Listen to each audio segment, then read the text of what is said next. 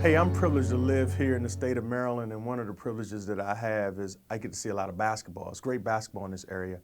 And one team in particular, the storied DeMatha Catholic high school basketball team, which is coached by Mike Jones, I often get to see them. And one of the things that I see about Coach Jones, there's this thing he does in every game, every time I've ever watched him coach, and he says to his players, the next play.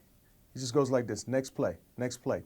And it's usually right after a player makes a mistake, after he makes a turnover, misses a shot, commits a foul or something, and the player will look at Coach Jones and Coach Jones will be like, next play, next play.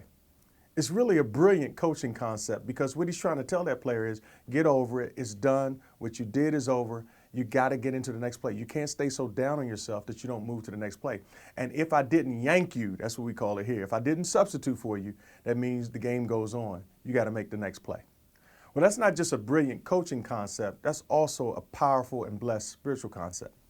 See, God has put in place a provision, a next play provision for us, and it's called forgiveness. 1 John 1:9 says, if we confess our sins, he's faithful and just to forgive us of our sins and to cleanse us from all unrighteousness. So here's the deal. That's a great deal right there. I sin, and I do that all the time, and I'm sure you do too. And all I'm supposed to do is confess it to God. I'm sorry, God, this is what I've done. And he's faithful to forgive my failure and to cleanse me from all unrighteousness so I can run the next play. So that I don't have to stay stuck and depressed and shameful and guilt. I can move on to the next play.